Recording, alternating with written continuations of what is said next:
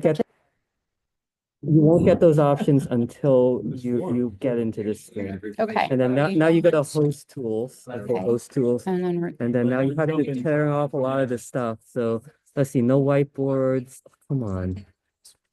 Okay, no Zoom docs. Oh, come on. It's only lets you do one thing at a time. This is so crazy.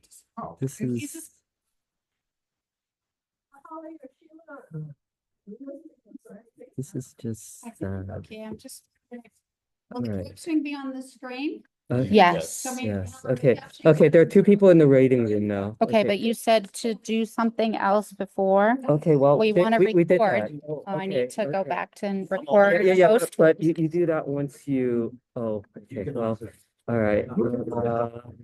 I'd rather. All right. Shoot, okay. Show captions. Oh, hey, it is already recording. See? Okay, Okay, so you're all set. Let people in. okay. I think it was here when we got here. Oh, okay, hold on. I know what to do for that. Okay. Oh boy. Is there a new link in the email? What does that mean? 858. It's the right number, Harriet. It should work now. It's because I didn't start it. Okay. And then host tools. Yeah, no, I already did that. So how do I let people come in? Oh, yeah, three view. people. Yeah, View. and then just, okay, Crystal, okay, JT. Okay. That's our note taker. That must be Leonore. Oh, I think that's our note taker. Mr. Bully actually wearing like a DPW. Okay. And I was like, what's it? Leonore Galindo. Yeah. Is Leonore? Like, Okay. if there's a fire, you know, and you don't want them thinking like some Yahoo's just wants to bother the fire. Okay. You know? Yeah, I didn't know where they came from, but.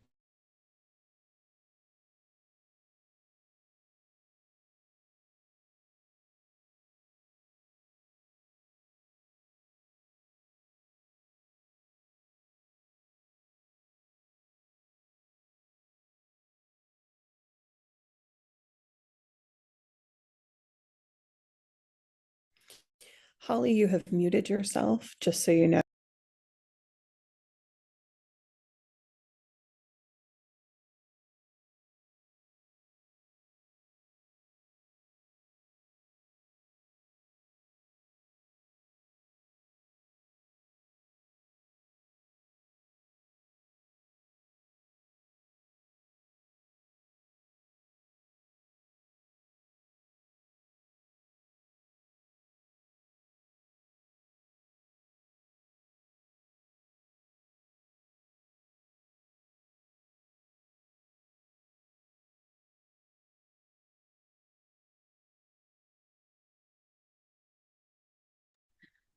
Hello, everyone.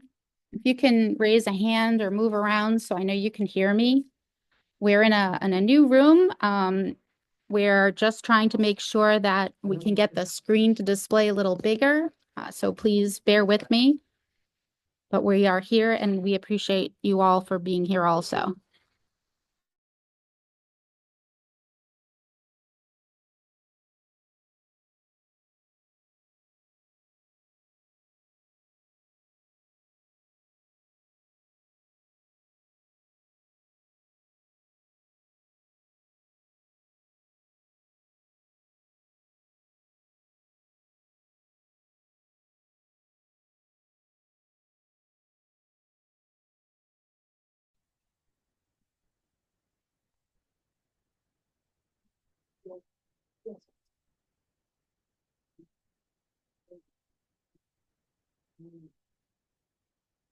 Hi, Holly.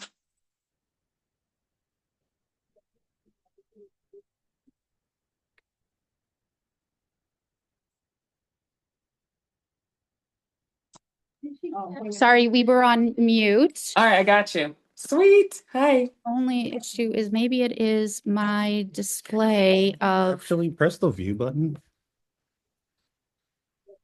wow, I like lose it there. Price, well, yeah, try multi-speaker. Oh, it doesn't do anything on there. It changes yours. This American Life episode. You should have a podcast. So you have a podcast, that would be amazing. You gave excellent advice. Are you running out? So our problem is that we can only see one on the screen, but on my screen, we can see everything. So bear with us another minute. Oh,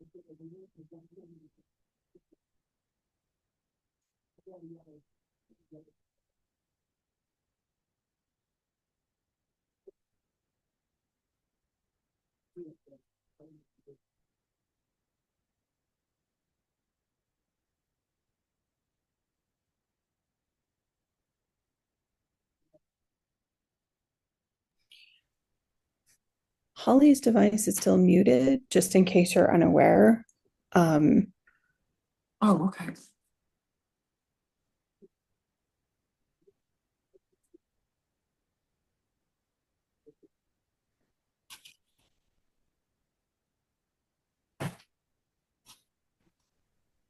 Ready Hello, to go? everybody.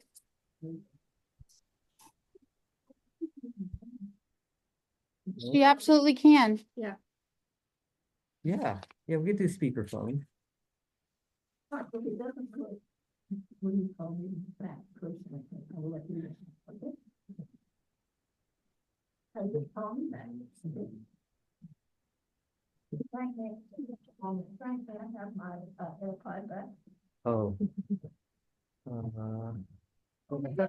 I thought I handed it to you.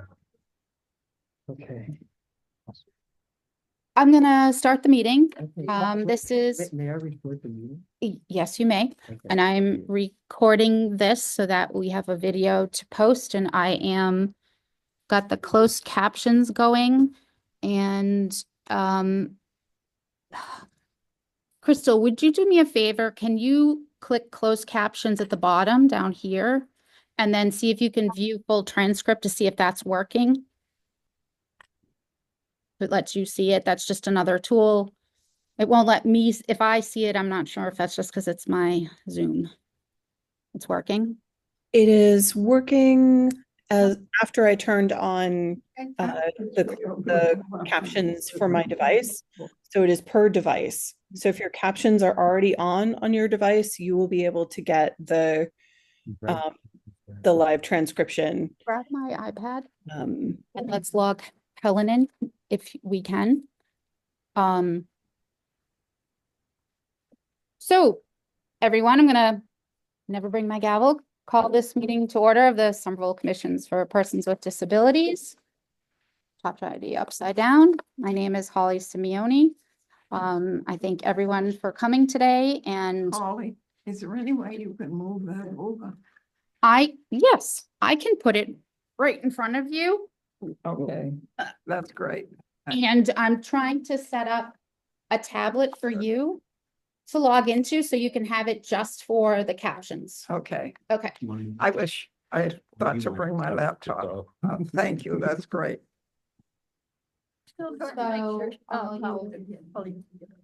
You're fine, you don't have to Okay. move. Can you open up on your phone what the link is for the meeting? Oh, so I want to welcome everyone today. And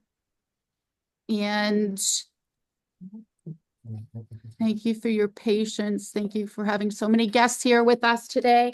I'm going to go through and just do a roll call. Helen, if you can say here or present. Present. Harriet here. Frank. Here. Nick is not able to join us tonight. I am here. Miss Ingrid. Here. Thank you for joining. Pauline. She's still trying to get on. She may call me back and then I'll put her on speaker. Okay. Michael. Here. You. Nicole. Here. Thank you. Mershid. Nikki. Here. Deborah. And Sheila. 1, 2, 3, 4, 5, 6, 7, 8, 9. So we have 9 members present. One still trying to get connected. Actually 8 members present. Yeah, you have to allow yourself back on because this is signed in as you. But just go there and allow. Oh, I got the it. waiting room. Yeah, there we go. Recording in progress. Was Colleen able to get in? you definitely need to shut off. You just saw this. Yes, I think she was. You want me to mute this one? No. What? That's the one that we were able to hear, Holly. Now we don't hear you. I was just sending Frank a text suggesting that the tablet be muted so that you don't get the echo. But we can't hear you right now. Hello? Hello? Pauline, Yeah. Yeah, That is, success. No. Thank check you this cap. for not giving up.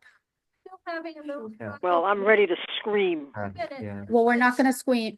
We're just gonna thank everyone for rearranging everything and for being here tonight and for supporting all of us.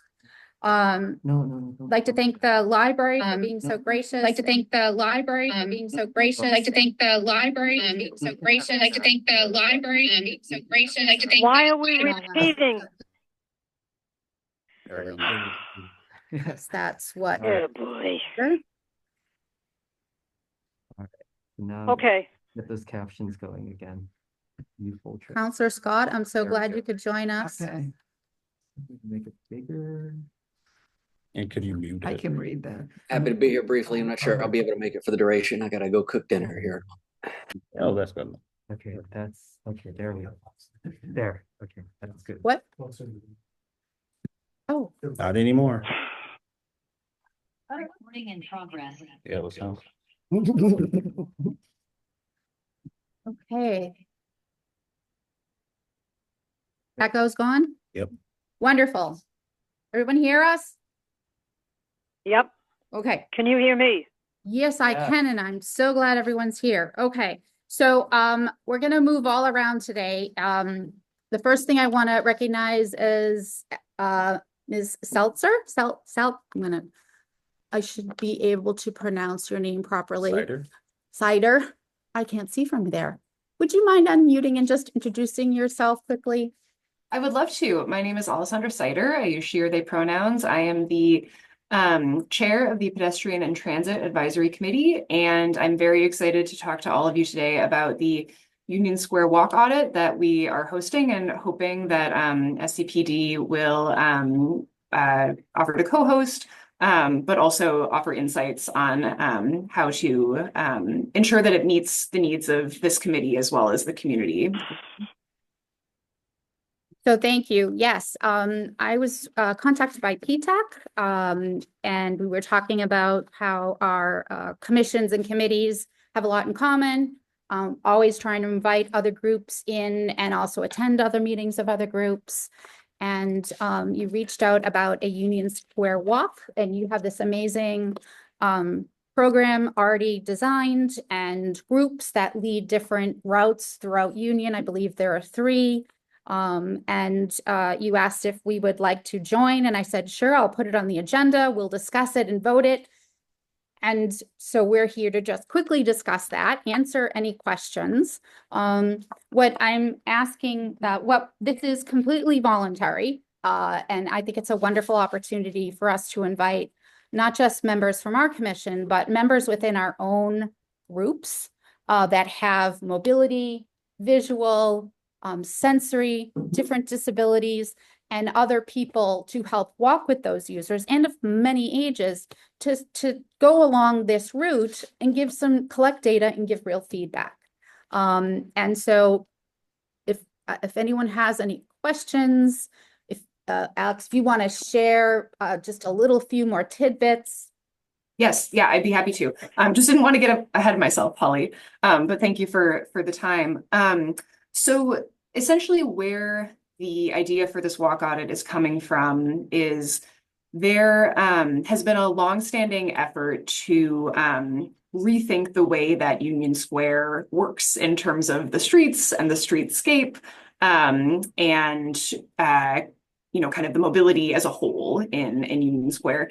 And there has been this long-term project called the Union Square Plaza and Streetscapes Project that is setting out kind of a new vision for how the square is set up, how people can move through it, what kinds of public spaces there are, what kind of green spaces there are.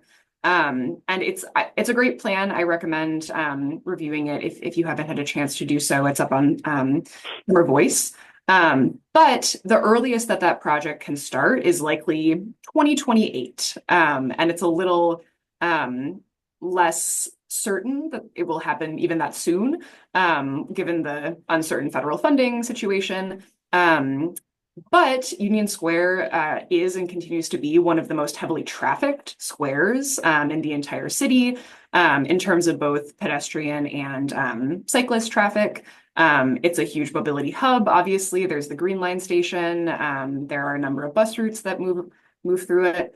And it is home to several very high crash corridors, which means that there's streets where multiple crashes happen per year, both among motor vehicles, but also pedestrian involved, cyclist involved. So we on the committee think it's a really important area in terms of safety and livability in our city, and want to make sure that it is as safe and easy to move through as possible for the next 3, 4, 5 years until the big project can happen. And so what we're hoping to do with this walk audit is to identify key locations where low cost, short term, but high impact improvements can be made to improve the pedestrian experience in the shorter term. And we, of course, are we try to be very mindful on our committee of the fact that a location is not truly safe or livable unless it is also accessible for people with disabilities. And so we really would love to have some participation among folks who can and are interested in joining this walk from this committee and from the community that's being represented by this committee. And as Holly mentioned, we are planning on hosting 3 routes during the walk audit. So One route, they vary in length. So one route will be kind of up Prospect Street, down Webster Ave, and then around the square. It should take about an hour to an hour and a half to complete, with all of the stops involved, where folks can pause and talk to the group and fill out a worksheet that we've created. The second route will be about 45 minutes to an hour in length, and it'll go kind of up and down Bow Street, down Prospect Street, and then up and down Bow Street. And then the third route will take about 30 to 45 minutes probably, and it'll just go straight from Union Square Station to the 87 bus stop on Somerville Ave. And after the walk audit, we are hoping to, well, I guess I should say, we are inviting city councilors and other public officials to the walk audit, as well as some news outlets. And then we are planning to kind of collate all of the feedback that we hear from the worksheets, from all of the conversations that happen on the walk, and distill it into a letter that we send to the mayor and city council and all other relevant departments and players. Yeah, I think that's everything. Do you think that's everything, Holly? That's wonderful. And I have a question. absolutely. Hello, Pauline. Please go ahead. When is this supposed to take place, and is it done all at once? Excellent. That is a great question. Through the chair, I need to get used to saying that. We don't do that on PTech. That's a great question. We are hosting it on April 29th, which is a Tuesday. We are planning to meet at 6:00 p.m. Right in front of the Life Alive next to the Union Square T station. Okay, thank you. Anyone else have? Does that cover the whole 3 routes that you talked about? Yes, through the chair, we will be doing all 3 routes on that night. Just different. Okay. We will be in different groups, and we're also planning on starting each route in a slightly scaffolded way, so a little bit later than each other, to account for folks who arrive at a slightly different time as well. And the safe group, I see you, Harriet. Just give me 1 second. The Somerville Safe Streets is also participating in this. And the one thing that I really liked, just like that this is organized, that all we are here to do is support your event, and we as residents can show up and walk and share. And I reached out to you and a gentleman from Safer Streets to say that we have 2 blind members, and should they choose to attend, if we could have people that would walk with them, as opposed to like myself, and who I've learned so much when I first walked with Harriet. It's a very different experience. So I don't know, Pauline, if that was something that you were thinking about, but the more people. Yes, it was. It was, as a matter of fact. Half, my friend. So there will be lots of time to make sure that people are matched up, and they have a whole process. So I just wanted to know, are you expecting there to be any like safety or traffic police or anything being there? When are we going to be sort of out on the road, or I asked you, but I feel I should ask that question. Yeah, totally. Thank you for the question. So we are planning on having all of our group leaders. There will be 6 of them, 2 for each route. They'll be wearing high visibility vests, so those like kind of bright neon vests. And when we stop at our little, review locations, we'll make sure to do so in areas that are large enough to accommodate everybody in the group on the sidewalk, so no one is like, shunted to the street. We do not plan to have any sort of like escort on this walk, but we will have at least one representative from the mobility department who's joining us, who they are well versed in navigating the traffic of Somerville. But that's our plan in terms of safety. I'm happy to entertain any concerns or additional measures that we might take. Harriet, you have some questions? I just wonder, is it possible that you might hold any one of these walks twice. In other words, so that if the 29th, you know, or something critical for a person who really wanted to attend, will there be a second option? And for example, if I want to walk all 3 routes, right? I can't be in 3 places at one time. So I don't know if is there. Thank you. Over excitement, we want to do all of it all the time. I'm so sorry. I was having trouble hearing because I don't think the mic is quite picking up folks at the other side of the room. Could you just quickly maybe summarize? Harry, it might, I'm so sorry, Michael, I did not see I'll that. take my mask down, that'll be better. Sorry about that. This is Harriet, and I just said, I, for one, would like to have an opportunity to walk all 3 routes.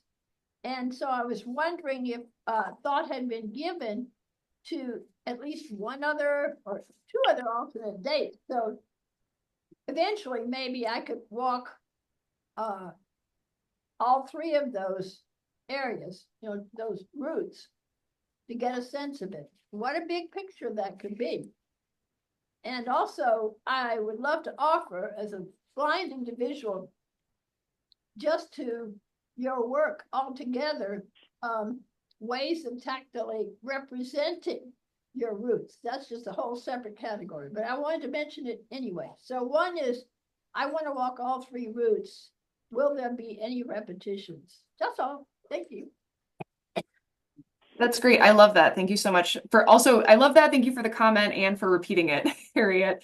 So I will say that the longest route will encompass a lot of the other 2 routes. So even if you can't walk 2 of them, you'll at least get a sense of, if you take the longest route, you'll at least get a sense of kind of what's represented on those other 2 routes as well. They don't completely overlap, but that will at least get you a good representation. That said, I mean, I think if this committee, for example, were interested in identifying, like, you know, 1 or 2 additional dates just for like a smaller group to walk, you know, other routes, I don't think there would be any reason not to do so, and kind of roll that up in the feedback that we give to the city. So very happy to, you know, work with you guys offline to schedule something else as well if there's interest. Thank you. Michael?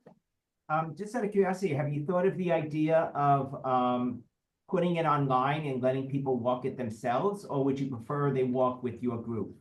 That's a great question. That's a great point.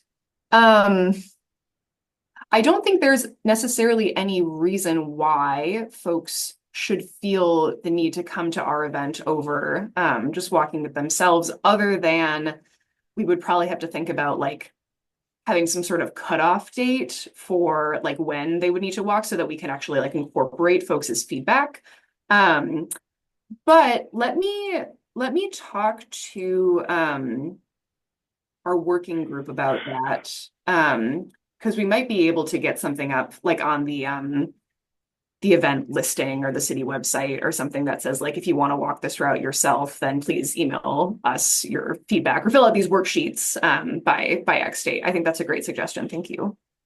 I did one of these walks with Tufts University, and they also had a list of questions that they wanted people to think about as they were walking. So if you haven't thought of that, that might be a good idea. If you have, then we're of the same mind.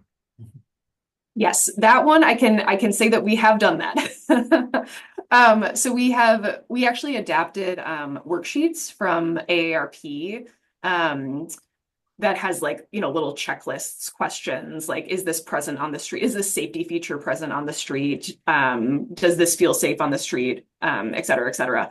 And one of our other walk partners is Groundwork, the youth empowerment organization in Somerville. And they helped us think about some questions that would like pertain specifically to the youth and high school participants, and also made sure to integrate questions that were specific to folks with disabilities as well. So I did send that worksheet to Holly, in case folks wanted to look it over and suggest additional questions that might be useful, to review on the walk. So very, very happy to take those suggestions as well. And we don't need them until the day of the walk themselves necessarily. Okay. I'll be happy to send those around to everyone. Miss Ingrid, yes. Hi, through the chair. It sounds great. Thank you so much for thinking of us and trying to pull us in. My issue, I'm physically disabled, so I can't engage in a walk. So it's a little bit of just something that there's a large portion of the disabled community, even though like the commission may be a co-host, that can't engage in the actual walk. And I'm assuming you don't have like a fleet of scooters or a golf cart or anything like that. So yeah, is there anything for people who aren't as mobile to have an option to enjoy it? Or is that just kind of like, nope, this is an able thing, physically tough break? If you would join us, if we were able to find you the right mobility aid, would that be possible? I mean, sure. I'm just like kind of yeah, sure. And I'm not trying to be like rude or push back or anything like that. It sounds great. I just am like this whole time thinking like, oh, well, I can't really walk that far, so I can't do that. So I'm just like I'm trying to think if there's like I don't know, another I could hand out water. I don't know. I don't know. I'm just trying to think of a way where like I can be involved as someone on the commission, but like not actively participate in the walking part of it, which for someone with a physical disability is kind of a tricky thing to sign on for because I can't actually walk very far. So that's all. Crystal, do you have a suggestion here? So, this is Crystal through the chair. My suggestion is to clarify the goal of the event, because when I heard about this, my understanding was, we're going to do a walk assessment for different modes of like mobilization to understand, like, if there are residents who cannot cross the street within 20 seconds or whatnot, we want to know that for when the next time they change the signaling for the crosswalk signs, like it's information that gets fed back into the city to make the city safer. So this might be particularly like my grad program does some of this, but like doing a walking assessment can be specifically with the goal of making the city more accessible to people who have disabilities and needs like that. And so it's particularly important to include like, if nobody on this walk has like is using a cane, then you might never catch that like the lip is just gonna catch everybody who's using a crutch, and like you want that feedback to give back to the city to make it safer, like that sort of thing. Yes, of course. It's just I can't get to the crosswalk, so that's why I can't give feedback. I understand that like we need feedback from people with disabilities. I'm like, but it's a walk and I can't walk.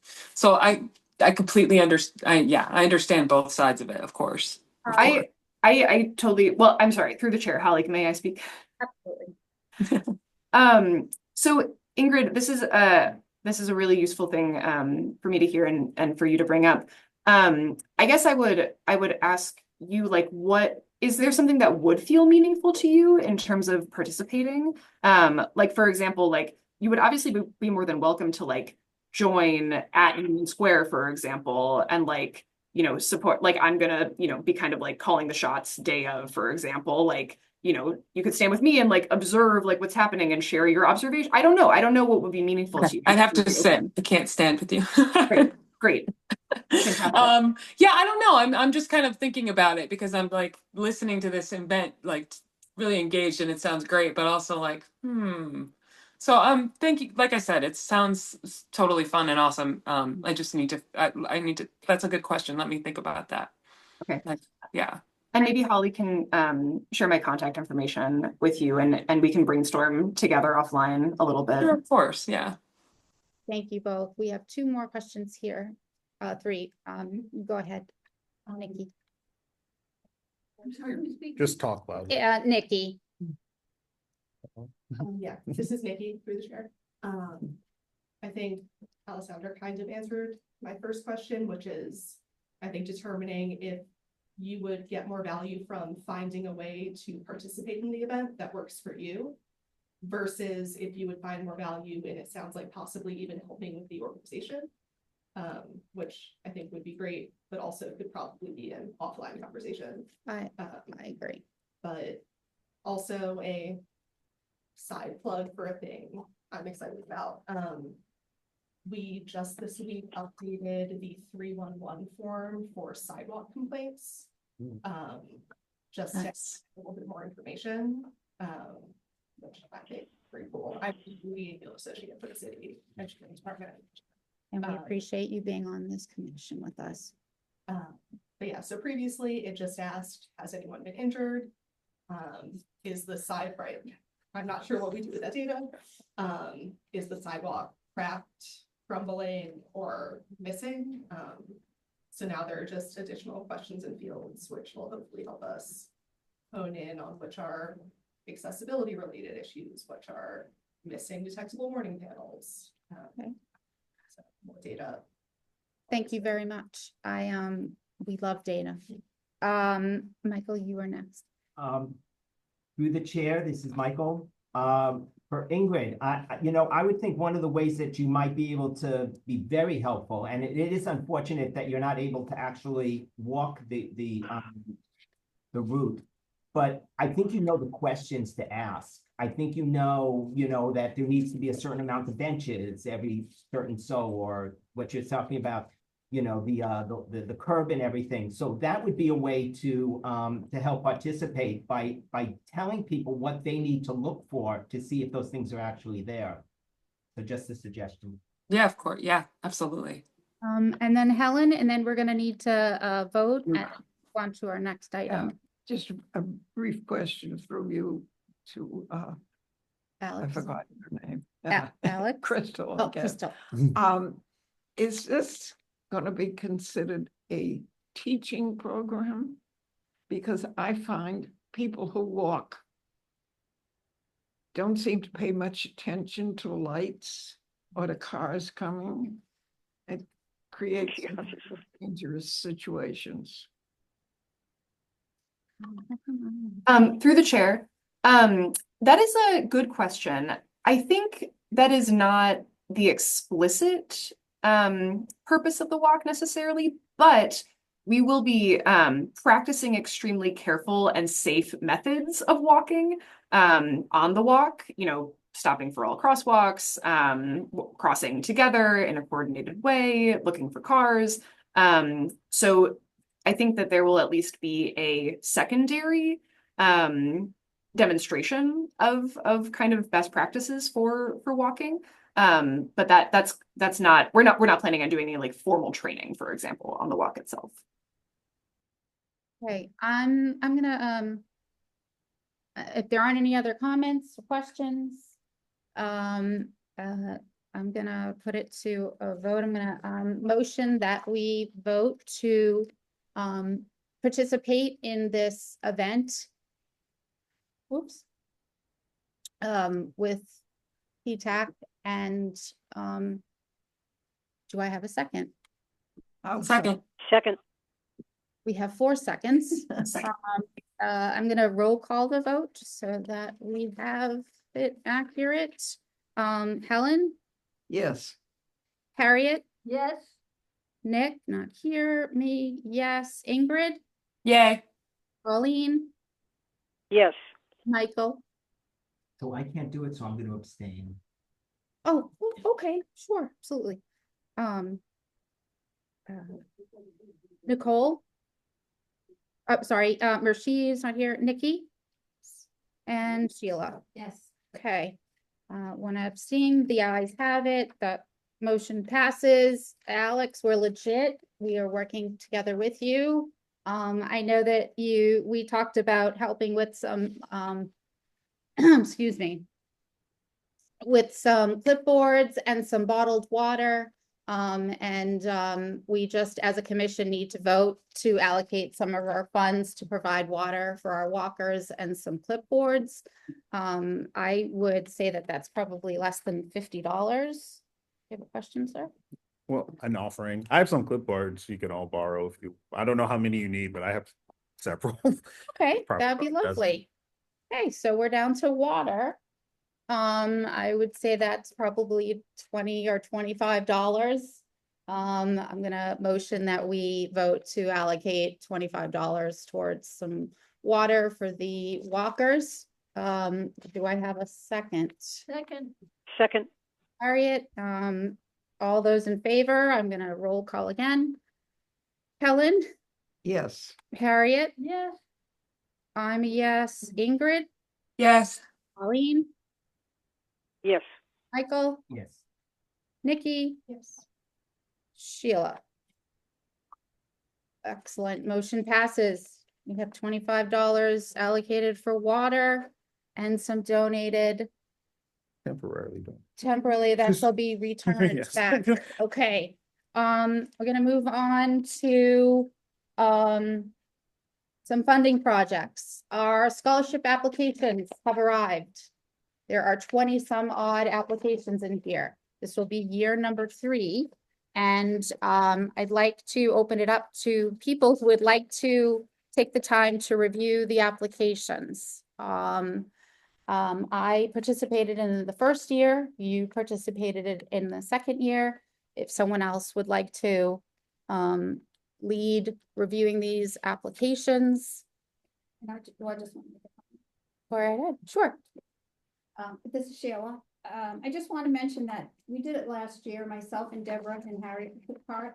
And I really thought it was a good idea to have different people do it each year because it was a very rewarding process we went through. I think there's 21 applications this year. I think 25 last year. Reading the narratives of these students was really, really, really impressive. And I think it would be good for more and more of the members of the commission to see the types of things that they open up and talk about, the things that they've overcome, you know, to get where they are. So I would appreciate that. I'll be happy to help out because I did it last year and Deborah will be able to help out. So I'll be happy to help out, but I think you still want to have 3 people. I think we wanted 3 people reviewing. Sure. At least 2. For those who may not be aware, we partner with the Somerville High School Scholarship Foundation and the Somerville Public Schools. The foundation manages all of these different scholarships from different organizations, and ours is in the booklet, but it's not really a big published anything. It's just our name is there.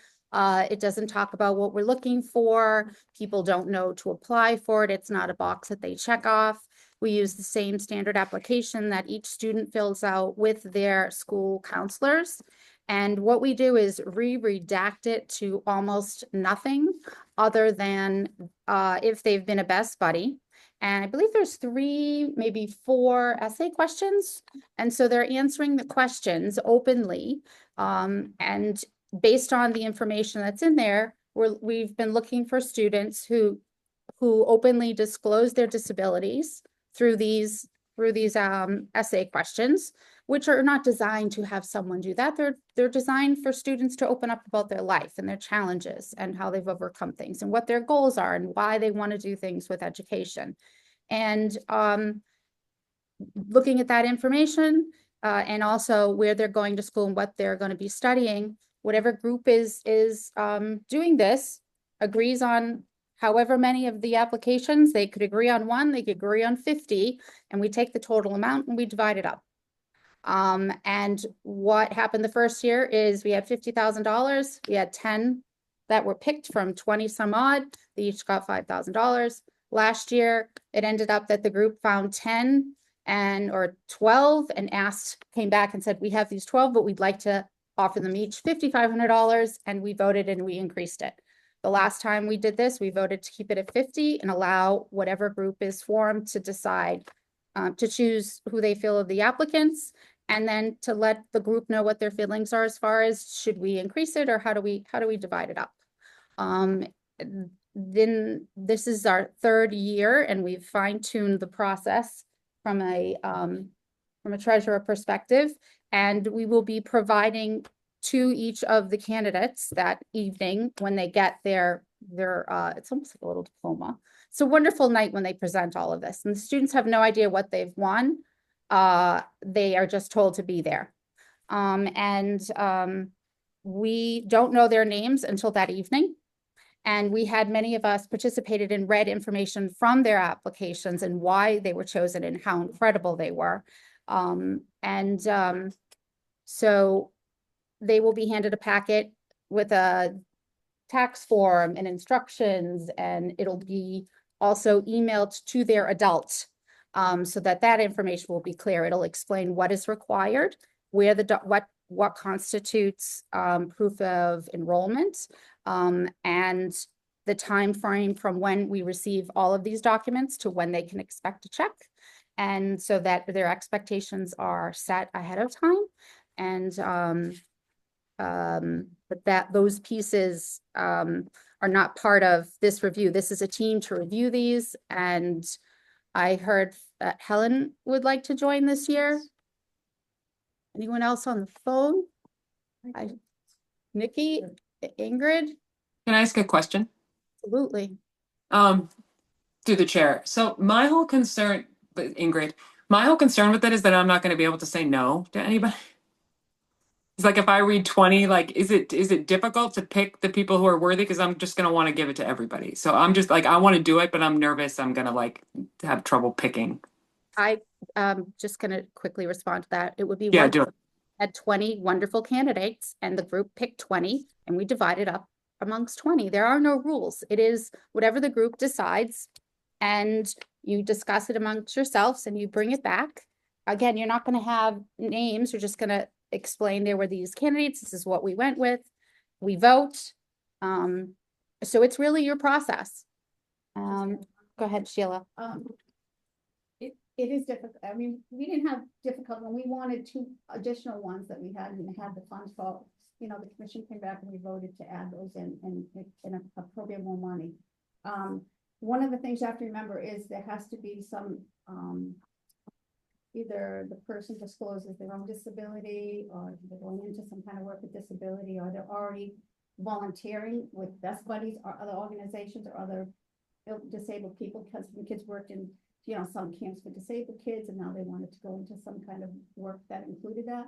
So they're all different, but most all of the ones we chose last year had disabilities themselves. And again, we would never legally or ethically put on an application, do you have a disability? But what is natural and so organic is the questions are not designed for people to disclose anything about their personal traits. They're designed to get them to talk about something, and through that process they are naturally talking about that. Ms. Harriet, yes? I would like to sort of clarify, and I think it's possible, that we can, if we feel all 20 of these, and I would like to be among the reviewers, though I need someone to read it with me, but when we read together, we get more. And the other thing is, we can conceivably add more money if we think all 20 are really winners, or 21. Is that correct? We have in the past. It comes down to that group that's reviewing the scholarships, meeting independently, and bringing back your results. And I think that having different people each year opens the opportunity to have a different conversation about it. I was in tears reading them. It's amazing. We have such incredible students. And the first year we all got thank you cards that I read throughout a meeting that were sent directly to the commission. Last year, something got lost with the cards, and I don't believe that any of the groups received their thank you notes. But maybe again this year we'll get some feedback from the students. I think it's a wonderful program. Yep. Yes, Harriet. also Holly is saying that others of us could participate, leaving the time consideration aside. Because if you go to the event, and that's another thing, we invite you to go to the graduation or the presentation of scholarships event. You could see, and I'm blind, but I was with Holly, and we walked about, you know, when these students go in the room, because after they receive their grants, they walk in the other room. They open the envelope and they are stunned and amazed that we are so bountiful with our grants. Let me tell you, there's nothing more rejoicing, and we all know that nobody can afford college in this country. So, you know, let's get to it. So we would need to vote on at our May meeting. We can talk a little bit more about that. Oh, Jesse, thank you for joining. So Michael, do you have interest in joining? Okay. So we have 1, 2, 3, 4 members. Okay. Yes, Miss Ingrid. No, I was gonna say I'd be willing to volunteer, but if we have 4, that's fine. I think we can manage. I think you all can manage that. Okay. So I'll reach out to you. I will scan these applications, and then I'll reach out to you to see what the easiest way to get this all to you. If you want me to drop copies off, and then we'll talk about when you'll need to come back and vote it. And if you get stuck, you can reach out to myself or Sheila if you have a question. We've done it before. Harriet's participated before as well. And it's really, you know, I appreciate everyone making the effort to review all of these. And I hope that people will also be willing to show up on May 29th at Somerville High at 6 o'clock. I'd have to be there at 5:30ish. And at that point, we will have these students and we'll be able to say a few words about each of them as we have them come up. And that's also a lot of fun. Okay, so we have our group. Let me just write that down. We have Helen, Nikki, Red. Yes, ma'am. Nikki, Helen, and yourself. Okay. Next, we have, there was a variance. It was for 259 Lowell Street, and it was regarding handrails. And I received this variance. We sent it out to everyone with the March materials. And shortly after our meeting, they rescinded the request. And I always reach out to Michael Mewey from Boston Center for Independent Living. They are the resource assigned to the city of Somerville when we receive variance requests for anything that's non-compliant within the city. And he and I looked it over, and I always tend to walk it and take some pictures and then bring it back to the group. But like I said, they withdrew and we didn't get a chance to talk to it. But what was concerning to me is that 259 Lowell Street is doing accessible and ADA compliant upgrades. This building was built in 1999. It should have already been fully ADA accessible. So I don't know if this is because it needs repairs and maybe the path to the building has eroded, or maybe the regulations have changed. I know it is undergoing a large amount of upgrades because it's physically changing hands and ownership.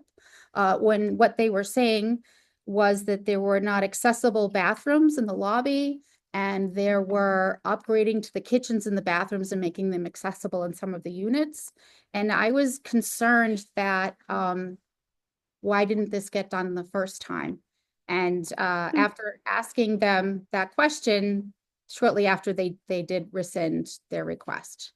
So I was curious, Nikki, if there is a way for us to look at what the designs were, how that was built, and I just want to understand if this is a timeline where at the time they were fully compliant and they're upgrading it, or along the way, the MAB changed and now they're doing it differently. But they will have to put in fully compliant handrails. They'll have to be continuous. And they were saying that $70,000 was too much and would not provide enough benefit to persons with disabilities. But I'm thinking if you're a building that is assisted living only, that it would actually be even more important to have continuous safe handrails for everyone in the building, especially where that's safe, where that's a means of egress if there was a fire using those handrails. So maybe we can talk about that at a later time and then see what there is and if we need to bring it back to the commission. But I'm going with, in good faith, that they are upgrading this building and making wonderful, bringing it to modern times, and there's nothing going on, but I would just like to understand what the process was there and now. Does that sound reasonable? Okay. Yeah, and interiors don't usually go through engineering for ADA. Highest to your building permit. Oh, sorry. Very loud, please. Sure. I wouldn't be reviewing the interiors. I would be responsible for any exterior sidewalk. Okay.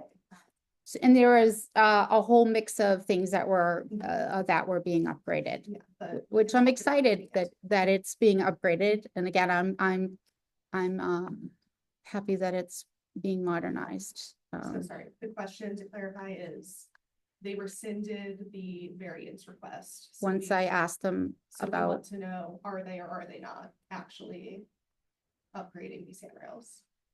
I think the question is to understand when it was originally built, and we reviewed it, was it a different set of building codes? I just want to understand sort of the history of that, and then bring that back to the group.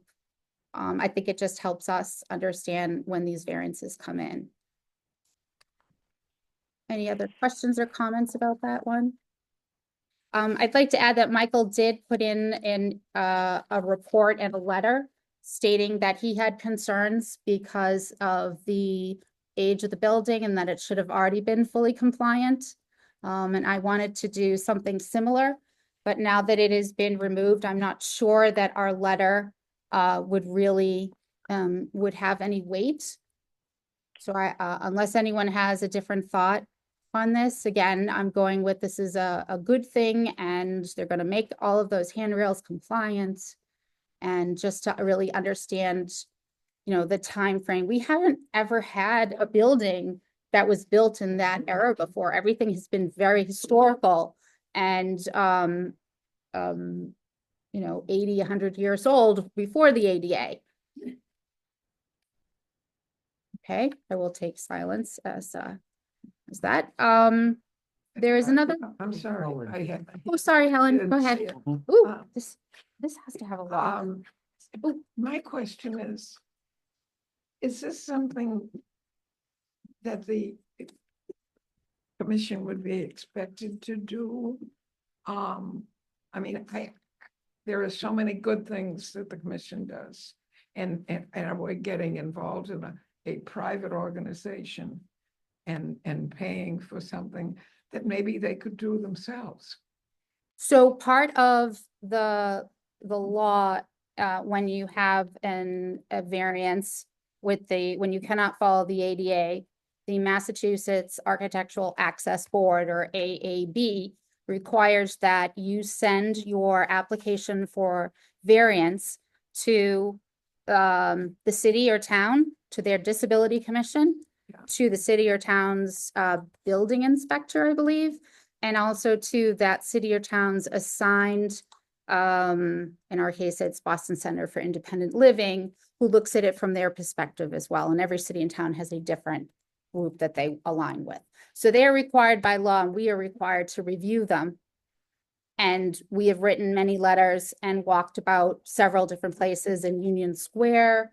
And we've invited some of these builders to come and talk to us about their concerns. And we've tried to explain why, with the importance of something being a certain way, or we've tried to find sort of the middle ground. And in the past, handrails need to be continuous so that you can hold them all the way down across the landings. The code is they have to be continuous on both sides, but sometimes the middle ground is, well, maybe they only need to be continuous on the exterior or the interior. And as long as a person knows who has a mobility need or a visual impairment, they still have a safe and accessible path and the handrails at the right height. So we are supposed to be engaged in these things. Does that make sense? We haven't had one in a while, Helen. Well, I guess I really don't understand it. I know so many, when the ADA came in, so many places had to spend a lot of money to become accessible. Did the companies pay for what they had done, or was there government help?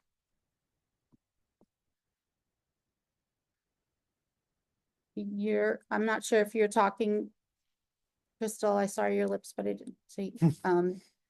It's a very good question. I believe that they had a certain amount of time to review, just like our city had a certain amount of time. Yeah. You had an ADA transition plan. You had so many years to produce that.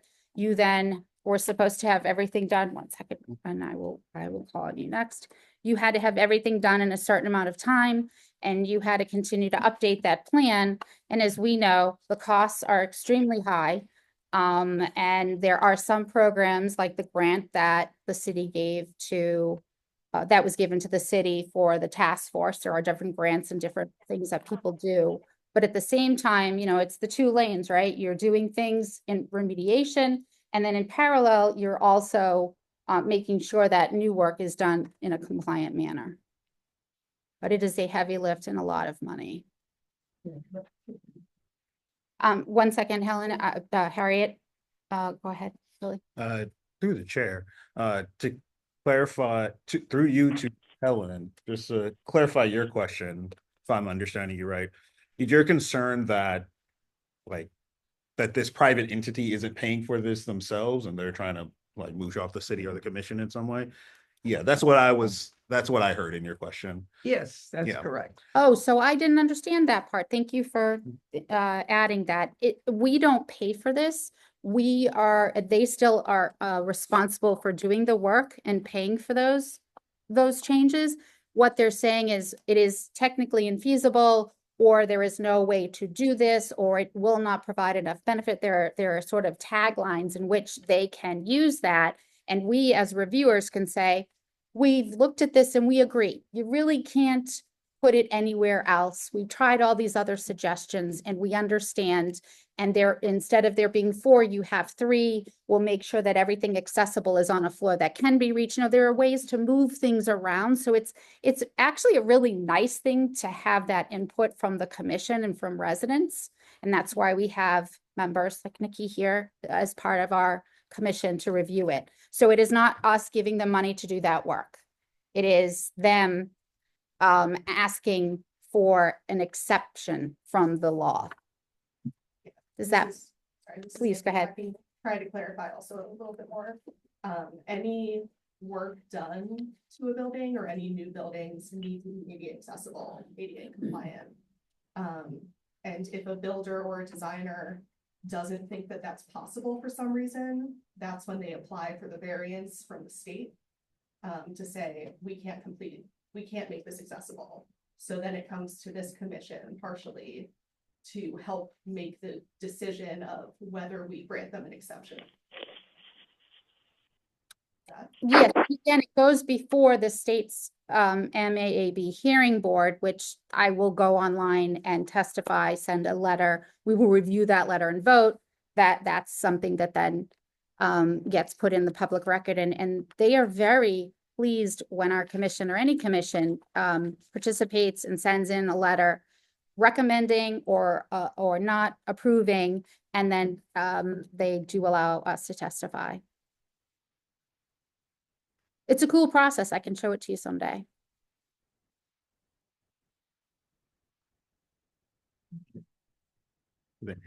I'm so sorry, Harriet. Please go ahead. I think it's been clarified beautifully. Through the chair, fine, yeah. No, it doesn't involve any money on our part. It just involves our Time. reviewing and time and recommendations, right? In the past, we had someone who didn't like rounded handrails. They wanted to use square ones and they felt it was more aesthetically pleasing. And they didn't want to have landings of a certain size or a certain width of the path in and out of the ramp. And one of our members explained, not only do people use power chairs, which are larger footprint than a typical chair, but they also sometimes have a guide dog with that chair. And it is very difficult to be able to navigate into and this was an apartment building that was being built brand new. I always appreciate when members bring up something that is unique to themselves and educates all of us. But I will say that that person withdrew their request also. But we have had great luck partnering and coming up with solutions. That's really what it's about. Any other questions? Okay. You want to do your finance update? Sure. Thank you. Do we have, when is the last numbers updates that we got? Well, this is February. Okay, This great. was our March meeting, so. Okay, thank you. Again, it's our February financial report. So the revenue brought in the month of February was for fines and fees. And again, for anyone here that's not familiar, we received the fines and fees that are given out for fines attributed to accessible parking, blocking a ramp, parking in an accessible parking space without a placard, that type of thing. So the dollar amount for the fines and the fees was $10,800 and interest earned. And again, for anyone who's not familiar, that account is kept with the city treasurer and she's charged with investing the money. We get reports monthly and I, as treasurer, need to reconcile those accounts. So the interest earned this month, it was $1,179.66. So total revenue for February was $11,979.66. The total balance we have here is not completely accurate. Error that we found in one of the reports. And finance is correcting those errors, but what we have is $245,348. So it's just off by $3,000. I finally was able to get the finance department to correct an error that happened several months ago. And there are a few other things that happening with our finances. We also have the finance department is correcting and reclassifying a number of invoices that happened last year. As we were reconciling, we realized that a number of invoices totaling about $1,000 was charged to the commissions fund when it should have been charged to RSJ. So we reconciled that, we've submitted to finance, and they're going to reclassify that money to charge it back to RSJ. The report I mentioned earlier, the Munis report, was simply an input error, but we've been trying to get it corrected for a while and have asked for assistance with that, but I finally just had to talk directly to finance to get that done. And the other problem we still have ongoing is that we don't get the documents for payments that go through. I found when I got this report that the tickets for the Red Sox game were paid, but did not get any of the information that went along with it.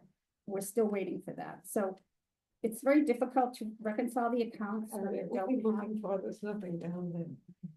when we don't have that information and not able to reconcile completely. So I'm working with finance on correcting those things. We currently have the Red Sox game. The tickets have been purchased and paid for 103 tickets for just under $6,000. 103 tickets, including accessible seating. That is seniors, children, residents, family, veterans, party goers, lovers of baseball and lovers of community. Yeah. Sorry, I just get excited. And as we know, we also provide food for the participants, and that is now being processed. It hasn't been paid yet, but it's $34. So the total, just for those two items, the food and the tickets, is $9,408. We authorized 16,000 2 Yeah, months we're gonna ago. need more than that. And so we have a remaining balance of 6591. What remains is the transportation. And based on what we paid last year, we probably will have enough unless we have other expenses that come up along the way. Do you know what we paid for the bus the first time? Yeah, it's roughly 2,800. Okay. So I'm gonna stop you just on that event because so we can go back Yep, to That's it. events and That's oh, all. okay, well then, thank you. I'm gonna go back to our funding projects or events, which includes the Red Sox. And as Sheila said, we have the tickets. We are seated in the same area. We have arranged for the box meals to be delivered to the guests, as it is not possible for 106 persons with disabilities to stand in a line and receive and manage some transactions with gift cards. And we will not be making shirts this year because instead of hats, the gift is actually a Red Sox shirt. We had great success with getting people there with the bus transportation. However, the bus was not booked properly and it was not reset so that it was wheelchair accessible. Although I will say that a lot of people who took the bus in, many took a card, one of those $5 trolley cards, and went home earlier, those that had children especially, as the bus left when the game left. And I think with 106 people this year, we should be looking at 2 buses and still working on the having T-passes for anyone. I don't know if any other members who attended or were part of the planning have any other feedback or things they would like to do differently. I know we talked about it. We did a debrief after the event. I don't remember anything other than what I just said. Lots of good feedback. Go ahead.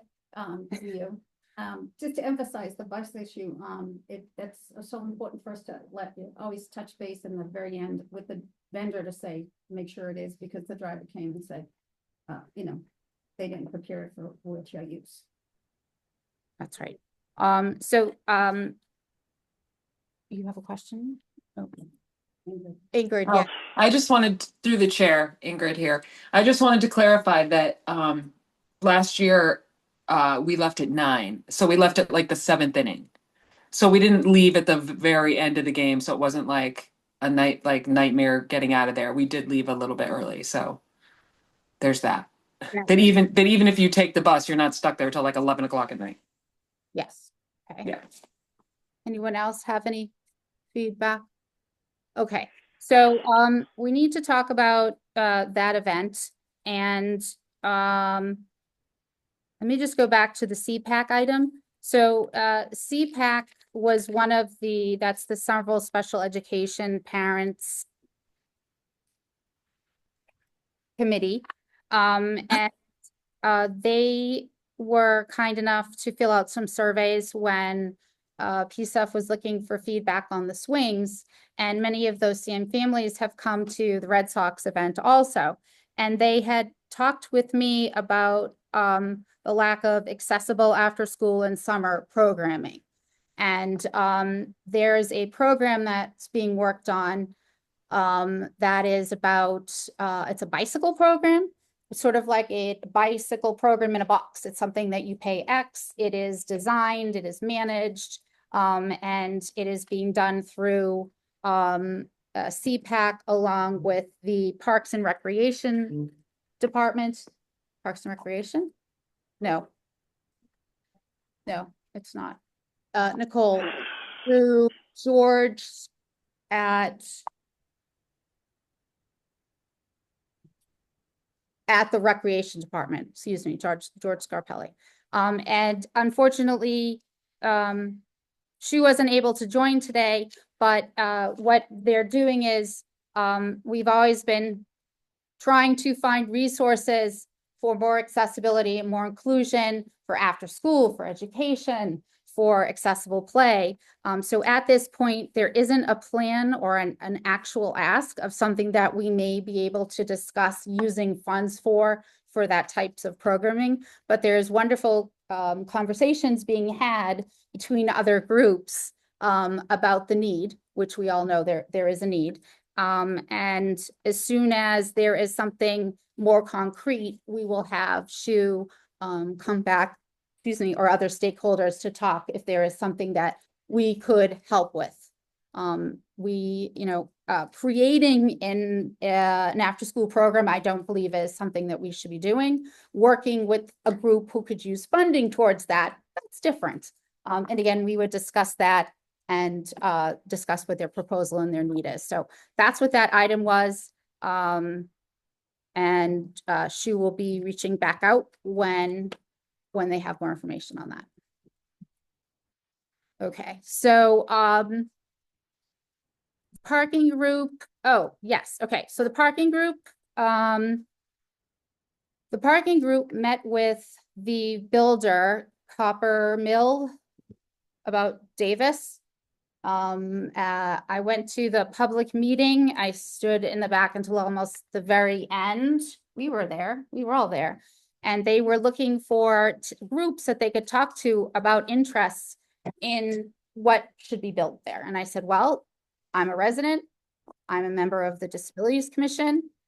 I'm sure the Disabilities Commission would love to share with you as individuals what our insights are about parking. You know, we rallied really hard. We had incredible support when we worked with the parking minimums to try to have that not removed from the ordinance to maintain the same amount of accessible parking for each of the HP units that would be mandated into all new construction. But this gentleman wanted to talk to the parking group, and we shared the same information that went into our letter that we wrote to the city. It was about preserving spaces. It was about finding maybe a creative way to have things that are accessible or time sensitive. And, you know, unfortunately, one of our members here who lives in an accessible unit and uses a wheelchair also was not able to go to those meetings, but it was able to share just how important it is to be able to have a car if you wanted to. So that is the only update I have from the parking group. I don't know. I think there will be future hearings with that builder and what they decide to do. Again, we're all residents. We all go to lots of great things. Again, bringing things back to us to talk about it. So communications group, the websites, any updates on social events? I know it's been a little while. Ingrid or Michael or any? Yes, not necessarily up until this point. I've had my hands full with my kids. Sorry. But no, I think that we were talking about seeing what kind of interest we could amass and then planning an event for hopefully, I don't know, maybe later on, like early, maybe in June or something. Just some sort of like something social, but it's still in the ether, Holly. It's not there yet. Need any support or just time? Just time. Have all the time you need. Okay, thank you. Thank you. I wasn't sure if you were referring to the projects we're doing. You talked about something else. If you wanted to prepare the mental health group, if you had any updates that you wanted to share from that piece. The project that I'm spearheading with the workshop is on for May 7th from 6:30 to 8. And Christopher Willard, a very well-known speaker on mindfulness and meditation, will be talking about mental health and how it affects both adults and children. It does affect all adults, so anybody can come. You don't necessarily have to have a family to come. But he will be talking specifically about kids and about adults. And again, that will be online. So if you look out for the the advertisements, please do. There's also a book reading on complex PTSD, run by a very passionate, intelligent fellow. His name is Michael Schatz. I've heard of him before. I thought it was.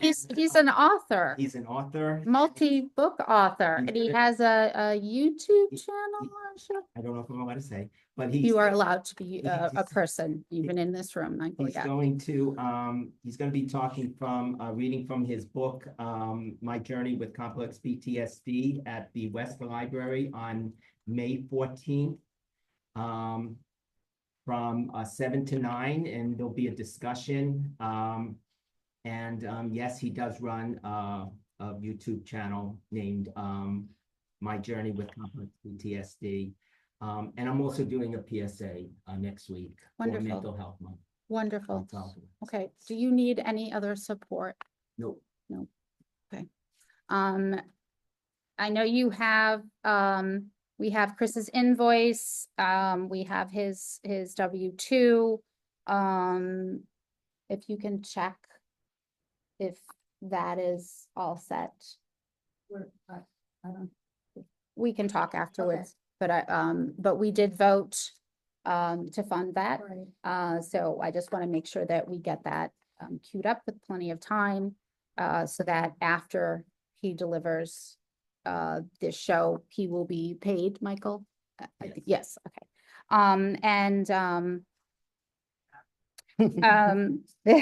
Watching his show, you should volunteer to be a part of it. But we could talk offline. Okay, so that, is there anything else that anyone wants to bring up?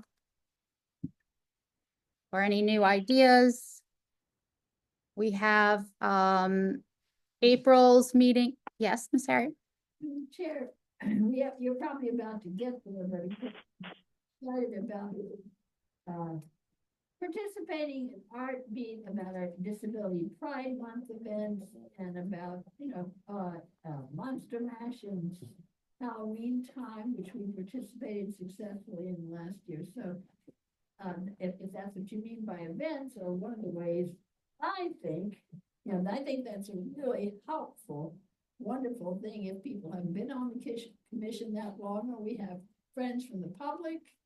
And just to say, we're sort of putting out the call. If anybody sees great opportunities where we're actually bringing in a fifth of our community known to us, not known to us, of a variety of visible and invisible disabilities. So we can sort of represent and do outreach at all these events. So that's all. Thank you. Okay, that brings us to the RSJ collaboration piece.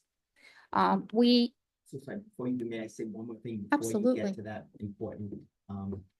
I did want to bring up the idea of people with people who are trans, who are covered under the Section 504 for accommodations. And that trans, even though I struggle with the idea that it's recognized as a disability, because they are people who are,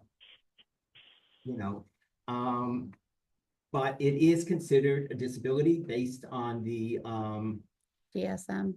Based on the DSM, body dysphoria, and so I'm struggling to figure out how we can help support all people, but also specifically people in Somerville who might be having difficulty. So, I would certainly say if anybody would like to reach out to me and I can help in any way, I would like to do that.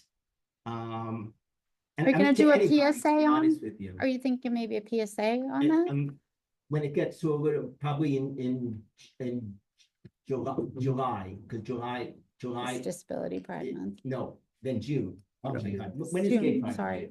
June, probably in June for that one. Yeah, so I'm just struggling to see how the committee might be able to help support them. And to be honest, we did have the 504 with the That's a very good point. Yes, So yes. that was that, and that went very well. Do you want to address that? Do you want to talk about that? Sure, thank you. As you said 504, I realized that was a legislative update. So we had an additional very fast special meeting, just like we had now. It was a couple weeks ago when Harriet and Frank had done a lot of advocacy at the State House and amongst other groups about the 504. And we partnered with Jesse Klingon and other members of City Council who've been great supporters of us. And we wrote a proclamation. And it was wonderful to be there. Harriet spoke, and so did the former director of the art, Leo, what's his name? Sarkisian, thank you. He spoke, and we did offer that same opportunity up to the mayor if they would also choose to do a I know there's proclamations and there's another official term. They would like to send something, do something with the commission, just acknowledging the importance of that. So thank you all for jumping in when we had that opportunity. Thank you, Michael, for reminding me of that. So we're going to go back now to collaboration. And our March meeting was a very difficult meeting for many of us. And I appreciate that everyone is here today in good faith and to work together and to support us. And there's been a lot of confusion as far as what happened, why did that end the way it did? And for those of you who weren't physically in the room, you did not see what happened after the cameras were cut off.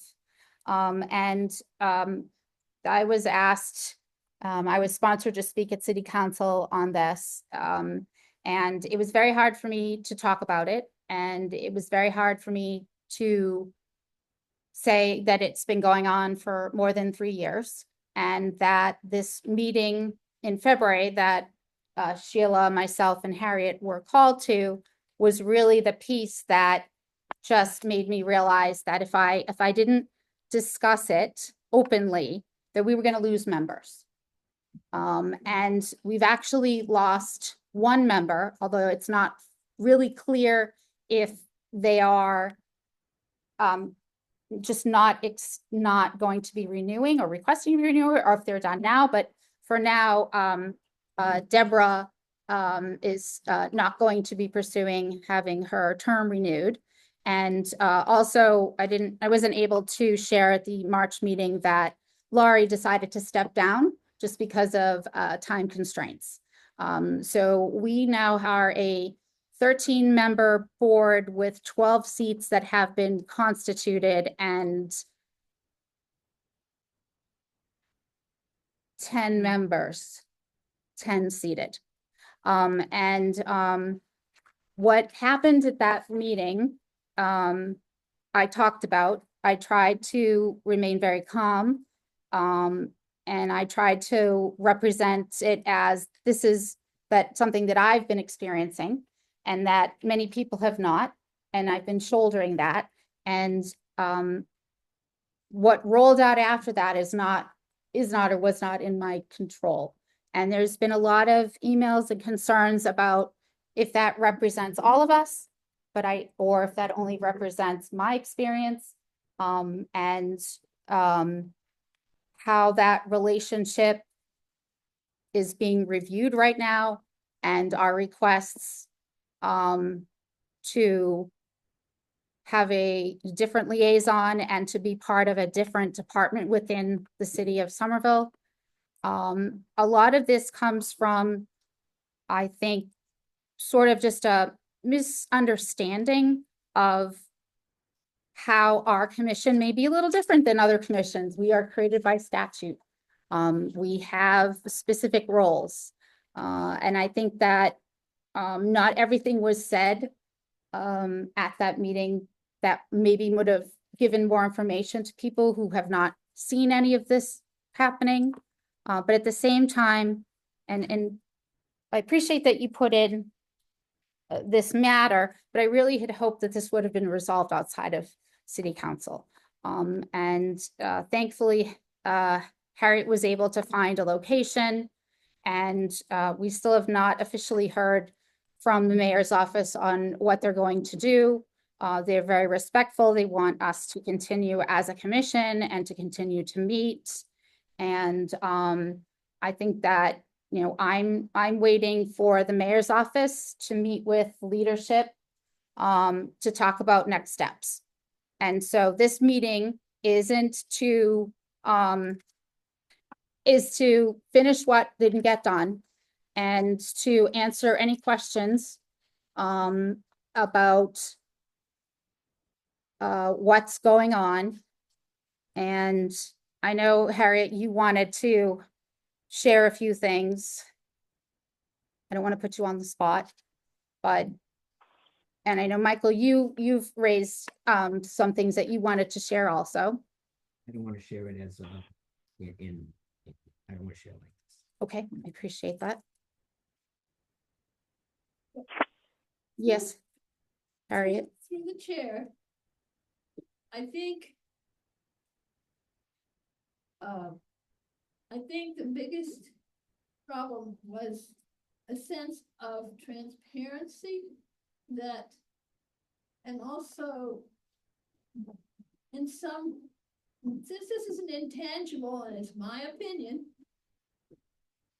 it has felt as if our commission is an imposition on those who administer the work that we're doing. And the stages of that process that were so often delayed without, I like to say in planning, it's really important to say, we don't have an answer. And then say, by this date, we'll do our best. If that doesn't succeed, we will give you interim updates and then we'll re-promise a more realistic date. None of that kind of communication was available to us. So what that almost, well, first of all, as individual residents and now members of the commission, and that's always been for some people, a question, what's the difference between being a commissioner and being a resident? Because if I have disability issues, I feel I can speak to anybody in any department. And if I'm speaking for self or the whole community, it's okay.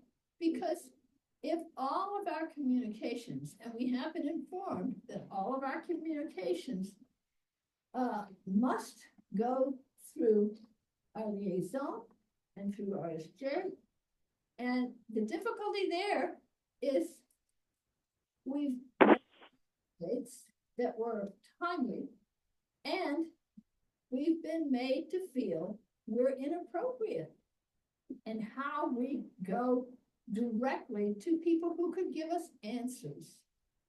And so it's probably felt like, I don't know, I mean, it's said that we've been disrespectful to the administration.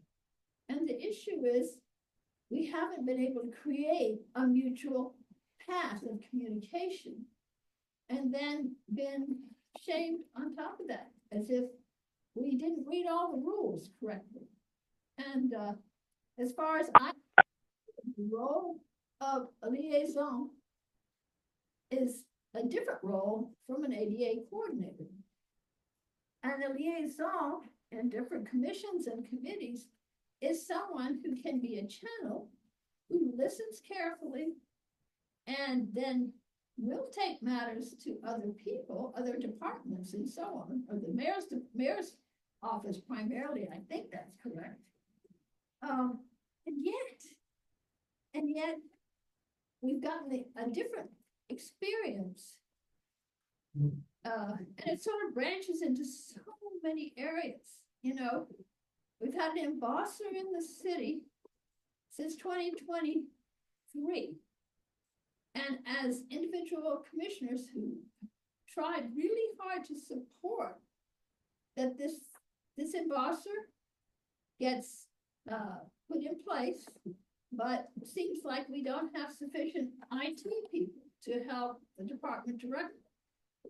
And so, we're paying, I guess RSJ is paying a huge amount of money each month, or not huge, but $9 a page for Braille documents to be produced at Perkins.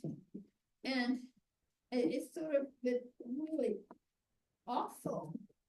And I was so shocked at a public meeting. The mayor said, and we have an embosser.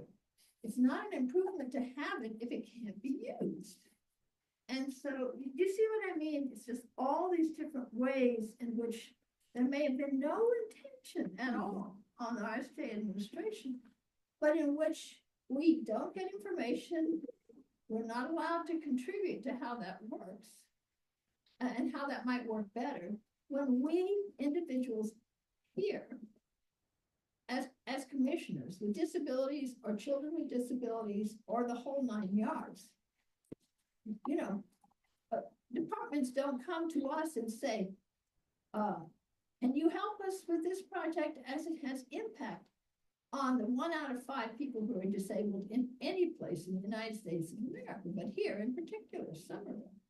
So it's like just a desire to contribute. And I want all of you to know, and it's not just the leadership, but Frank, who's an assistant, an associated commissioner, Holly, Sheila, and I, and others put hours and hours into the research in the background of what we are trying to support here. And yet it's so hard to feel recognition such that we are being an effective commission to support the residents in Somerville. That's it. Yes, please. Thank you, Harriet. Through the chair, this is Michael. So I have a little bit of a different take. As a commissioner who is not involved with the chairs, I do know there's a lot of things that I do not know. There's a lot of things that I do not have, I'm not privy to. But I do know what I see. And what I saw last week were 2 people yelling at each other. 2 very respected people yelling at each other. And as a commissioner, as a citizen, as a human being, as somebody with CPTSD, it threw me. It threw me because I do not expect to see that kind of behavior from the people who are running the commission and who are in charge of being able to, be our voice, be our people who are representing us. And, I have experienced in this commission not being seen. I've talked about that before. I expressed it, unfortunately, in a way that I'm not 100% proud of in October. But I have experienced continually asking for support on a project I want to work on.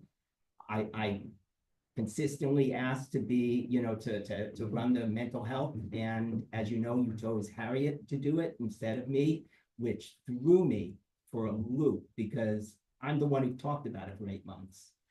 And, I was supposed to speak that day, and there was no time for me to speak because we had spent time on other things that were important to the people who had made the agenda. And I don't always feel seen on this commission.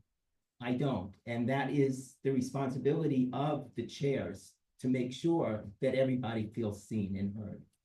And I'm a vocal guy. I will stand up for myself. I will probably go home after this and have a nervous breakdown, but I hope not. I will. No, I will, because it's very hard for me to do. Because this is very important to me. Being on this commission is one of the most important things I will do in my life.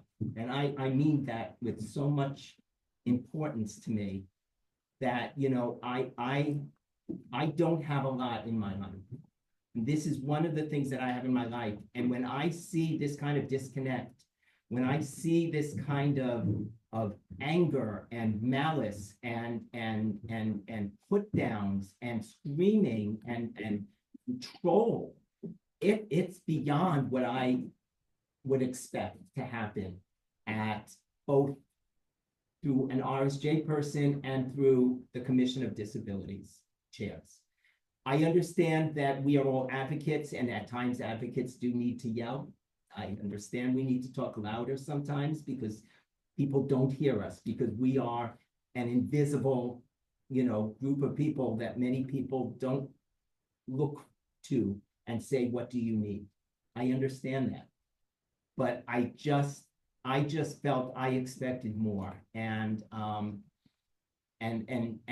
disappointed, and I'm struggling. It's the word I just keep using. I'm struggling with what to do with the way I feel. I'm struggling with that. So Can I ask you what chair was yelling? Because I never raised my voice. you may feel that way. It came across to me as very strong,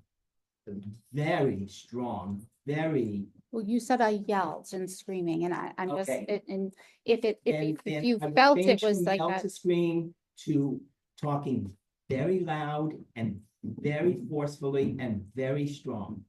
If you want that, I will do that. But that is the way I see it. And you have a right to how I you do- felt the conversation do went, have and I the right to respect do that. I do. Absolutely. And I appreciate it, but it's always hard for me when people tell me I have something that I know.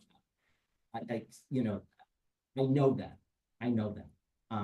I only. So I'm telling you what I'm seeing, and you can argue with me and tell me that you disagree with the words I'm saying, but I'm telling you how I feel and what I'm saying. And I respect that. All I'm just I was But just you're asking that asking- question. You're just asking that clarify. to show something, and Asking for a 1-minute silent pause through the chair. for what reason? Because you don't like what I'm saying? Excuse me, I just said a pause. I'm asking why.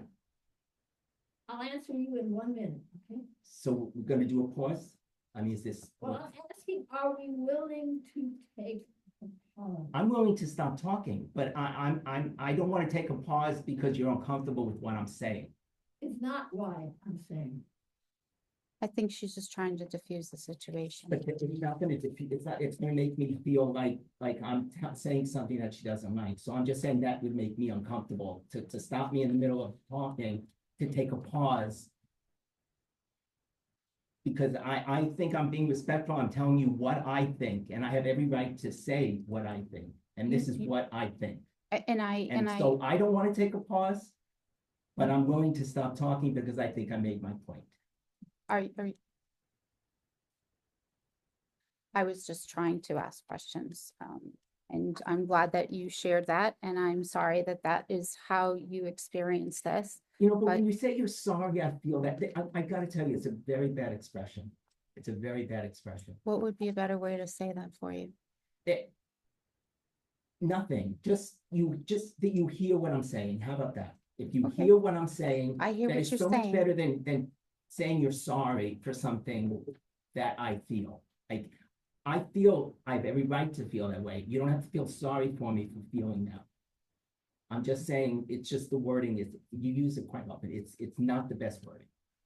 When you're talking to somebody, I can't say more. Sheila?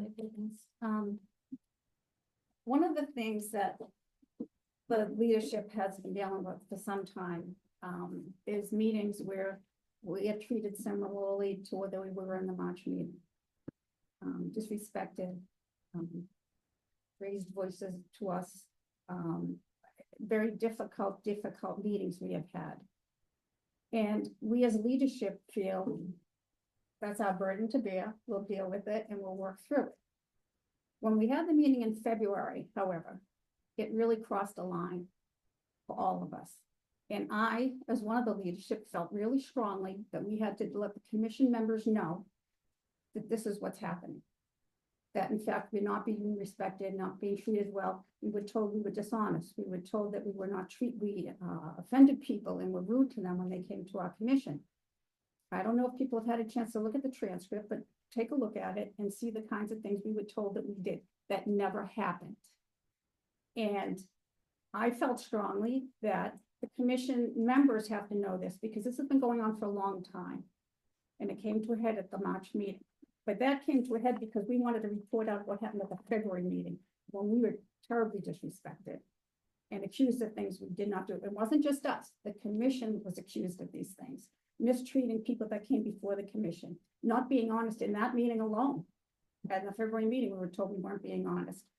So this was our way to let the commission members know, because I think they have a right to know what the leadership is dealing with in between our monthly meetings. We come in here, I have our monthly meetings, they're very composed, everybody, makes the, their points, but they don't know what's going on behind the scenes. And there's a lot of it, and there's more of it than we've even talked about yet. And that's why we felt we needed to have a change, because that was the last straw to some of us at the March meeting. Because we don't have control of our meetings. We don't have control of anything that we do. And that is a conflict with state statute that tells us what our role is and how we expend our money. We are not allowed to do what the state statute tells us we should be doing because rules have been put in place that conflict with that law. So what we're doing is bringing it to everybody to let people know that this is what we have been doing on behalf of the commission, in the hopes that people would understand it, that understand why we've asked for a change. Sure, go ahead, Michael. There was one meeting that we had, and I believe it was about the swings. Believe it was about somebody from the city. And I sat in that meeting, and I did feel that the commission was very strong about their beliefs, very strong talking at the person, not listening to what that person was saying about some of the rules and regulations. Again, granted, maybe there's a lot I don't know, maybe there's a lot I'm not privy to, but I even said something. I even said something at that meeting to say, you know what, what this person was saying did make sense. There are certain things that have to be done, certain things that we want, certain things that have to be done. But the way we presented ourselves, I do feel that we presented ourselves in a way was, we want you to do what we want you to do. And there are times that it can come across that way. There are times that I feel that people sound that way. And so I think this person, whoever it was, if it's the same one, then I can certainly back her up. It wasn't a her. It was a her and a him. Okay, I can back her up. I don't know a him that I thought this way about. But I think there are times that we can be very strong. Too strong to people that don't, I'll say this, deserve to be that strong at. People who are just there to help support us. And that is what my experience was during that one time that the person came. I'm just going to see if there's anyone out. I see Ingrid waving her hand. Hi, Ingrid through the chair. So we're talking about the meeting in October, right? Yes, and the landscape architect was the young woman that came.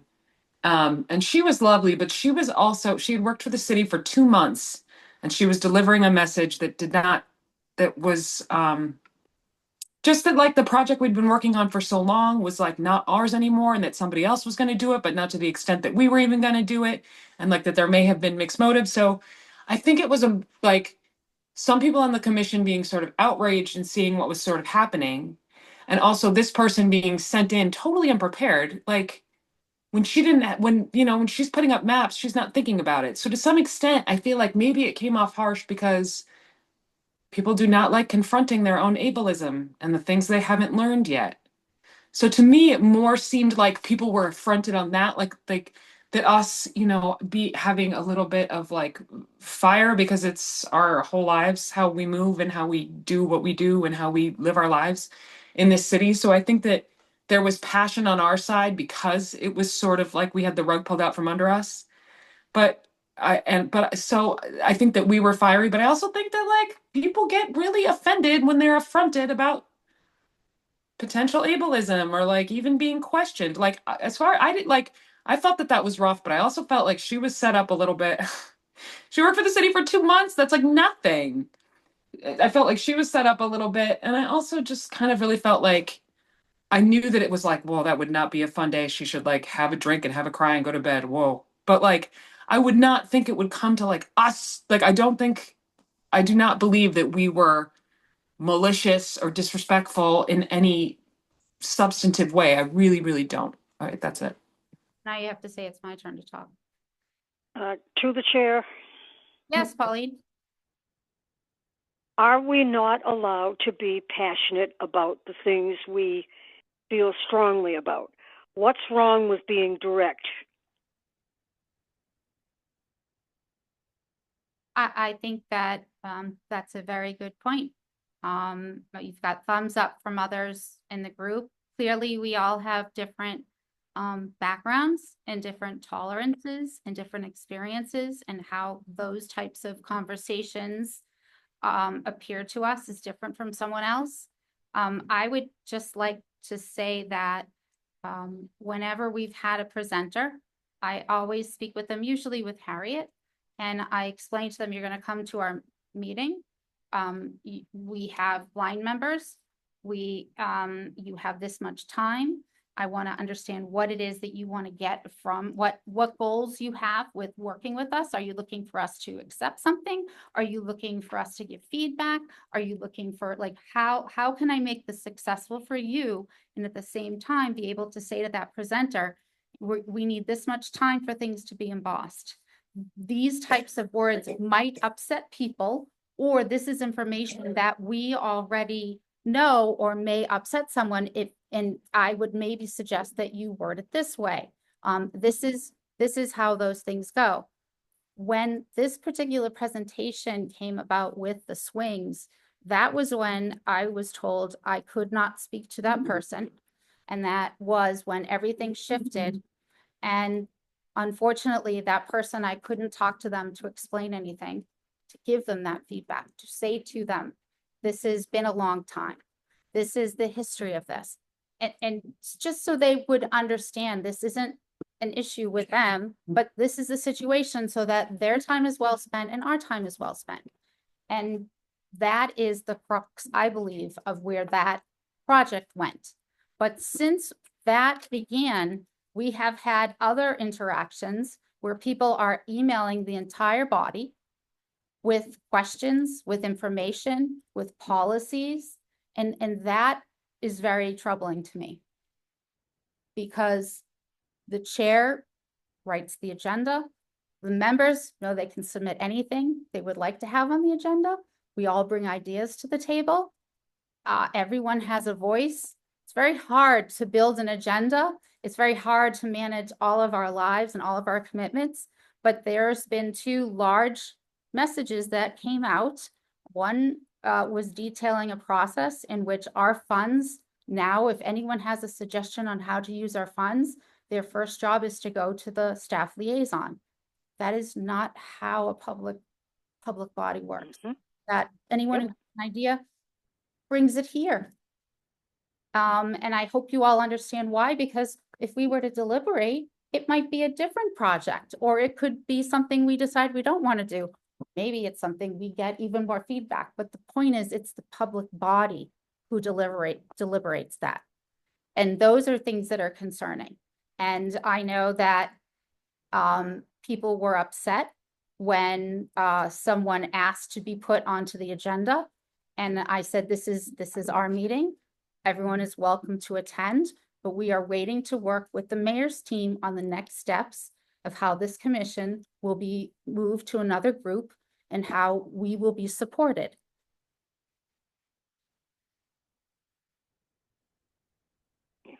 And I do not want to sit here and ramble off a list of things that have happened over the years and the reasons for that, because it is a personnel matter and it is not appropriate to say those things. And there will be meetings to discuss that, and there will be next steps. But my job is to protect our members and to make sure that we are not, in my opinion, we were being bullied. There are many meetings where we were spoken terribly to. There have been many emails that have been concerning, but I just want you to know that I believe in all of you. I believe in all of your voices. We will continue to meet. We are able to use our own Zoom number. We have security set up so there will not be Zoom bombers. We will continue to meet monthly. We will continue to work through our treasurer with the city to manage those funds appropriately. We will follow all the rules, but we will not tolerate having the things that have happened. And I'm very sorry how Michael it feels, but there are certain things that as a chair, I can't take a group of emails of someone's feelings and push them out to all of the members. That is not an appropriate piece of the chair's role. I'm glad that Michael was here and others were here and were able to share how they felt about that. I apologize if anyone else thinks that I was yelling. I tried really hard to be calm. It was very hard for me to say even the few things that we did say. I'm really impressed that we have all of our city councilors here and we have staff from RSJ here as well. But we have had minutes since we've asked for those minutes to be taken on our behalf because as an accommodation, they've been inaccurate. They've been missing facts and details. I don't know what the plan is going to be on how we can go backwards and rebuild all of our minutes. We had a time where our previous minute taker was posting them in a different location. Some of them were missing, and it's a very large task. So that is something that will have to be taken up. We might need to have an additional meeting to do that. I have one last thing to say. I would like to propose that we move our meetings to Wednesdays, because I understand that from the last time that we discussed our meetings, that there was only one member that had a conflict with Wednesdays and Thursdays. However, there were many members who are available to be in person at these meetings or to be more independent when participating at these meetings. So I would like to propose that we move our meetings from Thursdays at 7 to Wednesdays at 6. The second Wednesday. And there's one other, I'll take questions in just a second, but the second Wednesday of the month at 6 o'clock. What that will also allow is a full 48 hours, not over a weekend, to have an agenda ready. And I'm very thankful that we were able to get today's agenda embossed and delivered in time. And I'm very thankful that we didn't have any interruptions in this Zoom meeting. Does anyone have any comments? Yes, Helen. I'd just like to go back for a minute to the March meeting, because I was disturbed by how Michael saw it, because I saw it differently. And this has been sort of ongoing. I know what the chair is supposed to do. The chair runs the meetings. The chair is not always, I wouldn't, allowed is not a good word to use. Helen, but I have to. Sometimes the liaison seems to misunderstand what her duties are.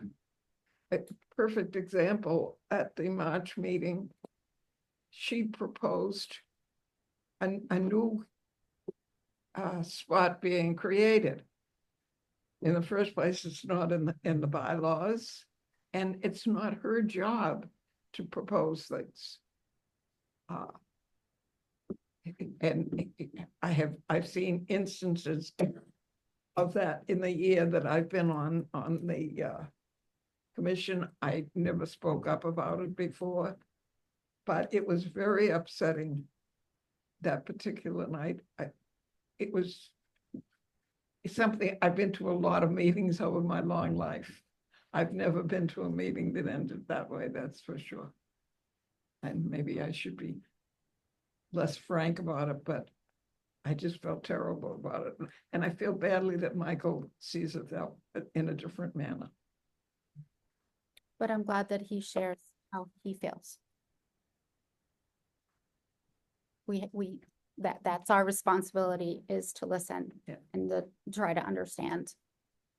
Does anyone have any objections or concerns about the second Wednesdays moving forward? Because we would start this in, what is the month? May, yes. 6 is such a great time to start. Is? 7, yes. For Okay. me. How does that work for you? I can Make that work. Thank you. We're about to be removed from this meeting. Thank you. We will be right out. Does anyone else here have any questions or concerns? Okay, I'm gonna move that we change our bylaws to have our meetings on the second Wednesday of the month, starting at 6 o'clock. May I have a second from someone who isn't in the room? Second. Thank you for my second. All those in favor, I will do a roll call. Sheila? Yes. Yes. Helen? Yes. Harriet? Yeah. Nikki? Ingrid? Yes. Pauline? I'm on the fence. I don't know. I'm going to say abstain. Okay. We have 6 yeses and 1 abstain. And I appreciate your honesty, Pauline, and we can talk offline about this, of how we can Yes. assist with what you have at home. Thank you everyone for coming today. I'm gonna move to adjourn. All those in favor? Aye. Okay, guys, have it. Thank you all. You will get information about the where and the when. As soon as we figured out the where and the when, please reach out at any time. And thank you for being here tonight. Thank you, Holly. Thank you, city councilors. Thank you, everybody. Jesse, Bye. that picture, what is that from? 20 years ago. A 3-piece suit. Looks so great. Thank you, JT. Thank you. Thank you, everyone. Thank you.